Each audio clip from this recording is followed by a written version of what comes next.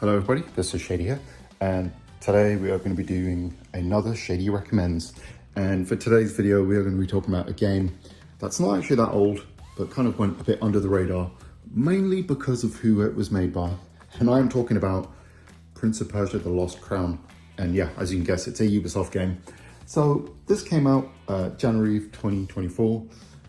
This is basically a classic style Prince of Persia game, but as a Metroidvania. So it's a side-scrolling game. Doesn't actually have the prince as the main character, but yeah, has a very beautiful art style, awesome battle system, and it's just a really interesting game. So let's set up the story quickly. So essentially we are playing as a character called Sargon. He is essentially one of these kind of like immortal fighters. There's a group of like 5 or 6 of them, if I remember correctly. And essentially their job is to protect the prince, the actual prince himself. And basically, after we have this awesome opening sequence where we kind of defeat these, win this battle, defeat these people trying to fight off the crown. Basically, us immortal good guys essentially kind of win the battle and basically mean that we're kind of like unbeatable.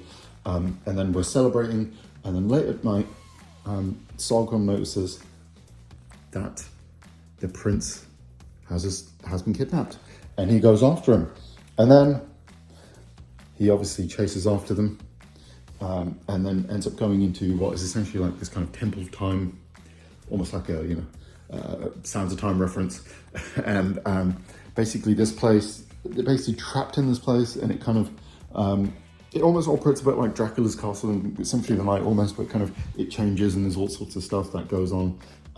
He even sees like these weird visions and all sorts, and can travel between time.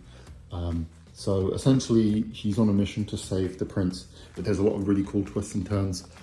Some of them may be a bit obvious, but it's all really good stuff. But what makes this game so good, and I would even say one of the best Metroidvanias around, is that it has one of the best battle systems I think I've ever experienced in a 2D action game. Like, it's got, blocking, parrying, aerial combat, ground combat, all sorts of like really incredible moves. Like, it feels like they basically took the kind of 3D style Prince of Persia games and translated it into a 2D formula. So it almost feels like the best of both worlds with the Prince of Persia games.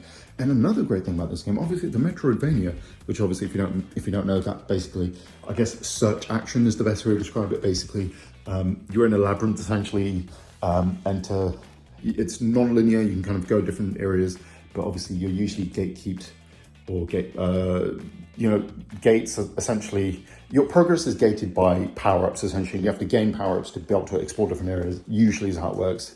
That's kind of the traditional formula, pretty much always how it is. And yeah, you basically have to do all that. But obviously another thing that makes it great is the platforming is really good. And there's some like really tough challenges in the platforming. Yeah, it's really good. But another thing I really like about it is there's a lot of great accessibility features. So if you're not really a fan of Metroidvanias, you essentially have a guided mode where it will literally tell you where to go. So you can just play it as like a regular kind of platformer, I guess, even though I think that defeats the point, because the whole point of a Metroidvania is like searching and finding things. I suppose in a way it's good because you can just like, look around, where you're meant to go, so you can just kind of explore everywhere else, I suppose. Yeah, it's a great game, really cool cast of characters.